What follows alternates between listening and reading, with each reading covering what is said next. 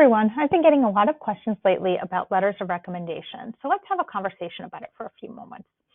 Who needs letters of recommendation and who doesn't? Well, when we talk about letters, we're primarily talking to students who want to keep open the door for applying for four-year colleges immediately after graduation. For those folks, you are more than likely going to need a counselor letter of recommendation and up to 2 letters of recommendation from teachers. Most students who are applying to two-year schools will not need letters of recommendation. It is important to know, though, that not all four-year schools accept letters of recommendation. Rutgers, our most popular school for applications, does not accept letters of recommendation for students applying to the general university, nor do many other large university state systems. There are, however, exceptions for students who might be applying to very special programs like combined medical degree programs. Those typically do require letters of recommendation, so it's important to make sure that you are checking the specific requirements for the program that you're applying to. Now, counselor letter of recommendation. First thing to know is that your counselor is prepared. They know that they'll be writing a letter of recommendation for you, but there's some things that you need to do to help them along. You need to do these things by at least 2 weeks before your first application deadline. But honestly, they're a great thing to focus on getting done over the summer because then you have them off your plate and you don't have to come back to them. So some of the first things there, the student brag sheet, the parent point of view, that is for your parent or guardian, and the activities and achievements section in Scoir. Those are all great things to knock out over the summer. If you don't know where they are, there are some videos on my YouTube channel that will walk you through that process, but they're really easy to get to. You'll also have a transcript release form that'll get done with your other Genesis forms in August. So put that to the side. That's easy. You don't have to worry about it. Finally, though, we have the 2 teacher to counselor feedback forms. That's where students and parents start to get confused because you get that kind of mixed up with the teacher letters of recommendation. So let's talk about the difference between them. The teacher to counselor feedback forms are completed by 2 teachers. For the express purpose of giving information to your school counselor to go into the counselor letter of recommendation. The teacher letters of recommendation are different. Those 2 folks are writing actual letters. They're getting uploaded to Scoir and sent along with your application package to the colleges that are going to accept them. For the teacher to counselor feedback form, some great folks to focus on include elective area teachers, teachers from 9th and 10th grade, and other people that you might know well, but aren't asking them for an actual letter of recommendation. When do you ask for both of these categories? Now. The time to ask for those in the best case scenario is really by the end of your junior year. There will be a little reprieve in the beginning of senior year, but you'll make things a lot easier on yourself and all of these folks that you're asking to basically do favors for you if you can get that done in the junior year. When we talk about teachers, I'm not kidding when I say 2. Most schools will not accept more than 2 letters of recommendation, and we don't want to be wasting anyone's time by having them write letters for you that are never going to get used.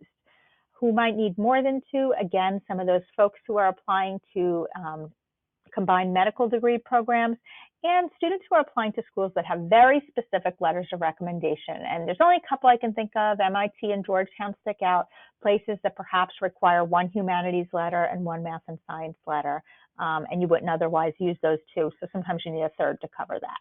Otherwise, 2, please. Now, really want to concentrate on your junior and senior year teachers for those teacher letters of recommendation. In most cases, they should be from teachers who had you in core academic areas. Just to cycle back to that senior year teacher mention, when I talk about senior year teachers, you don't want to rely upon somebody who's going to be meeting you for the first time in September of your senior year. The senior year teachers you might want might be somebody who perhaps had you for something in 9th or 10th grade, and they're going to have you again as a senior. Someone who maybe has had you before for a coach or was a club advisor for something you've been active in, and now you're going to be in the classroom. That person might make a good letter of recommendation writer. Someone who meets you for the first time in September is not going to write a good letter for you in time to use for a November 1st deadline, so don't rely on them. Now, if you're applying to an audition or portfolio-based program, you might need an art or music teacher instead of core academic areas. Also, more selective schools tend to hold tighter to that core academic area requirement. Schools that are less selective might have more flexibility in just that they're looking for classroom teachers as opposed to a coach or other mentor. They want a classroom teacher, but they'd be very happy to have a business classroom teacher or some other type of elective. You want to ask the person in person first, and once they agree to write a letter of recommendation for you, you will enter that request in Scoir, and I'll take you through that process in a second. Some teachers will ask you to supply them with specific information to help in their letter writing, just like we do as counselors. You're going to want to give a little thought to who's kind of your first choice letter of recommendation. Some schools will only accept one letter of recommendation. UNC Chapel Hill comes to mind, Villanova. And so on your brag sheet, we ask you to prioritize your teacher letters. Let us know whose letter we should be sending if they'll only accept one. That helps to make sure that we're really following your wishes about the application process. Now, how do you request those letters in Scoir? Super easy. There's a video on YouTube if you prefer that method, but you just log into Scoir. You click on My Colleges at the top so you can see your list of schools, your followings, your applying, your applieds.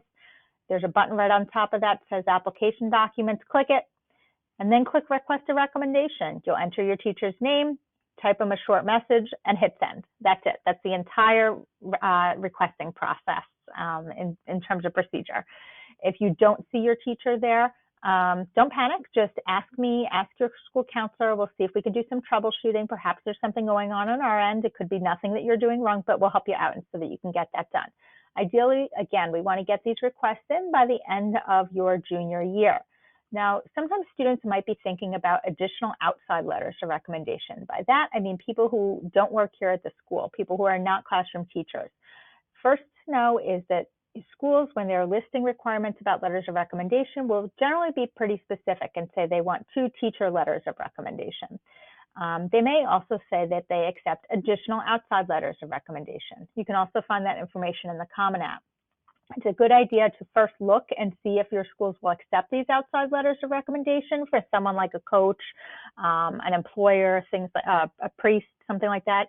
See if they'll even accept them before you ask someone to write a letter for you. Because again, if they're not going to use it, we shouldn't be asking for it. If they are going to use it, you'll be able to ask them for a letter of recommendation, and we'll generally have most of you use the Common App system in order to upload those letters of recommendation from your outside recommenders. And there's some videos, and we'll take you through that process early in the senior year. If you transferred to Hillsborough High School, perhaps later in your high school career, you might be getting letters from your previous school. Those folks can send letters to me, Mrs. Thompson, or to your counselor, and we can upload them to Scoir so that we can send them on your behalf with each application, and that previous school teacher won't need to worry about it once they get the letter written. That's pretty much it. That covers most of the details about letters of recommendation. If you have additional questions, please don't hesitate to ask.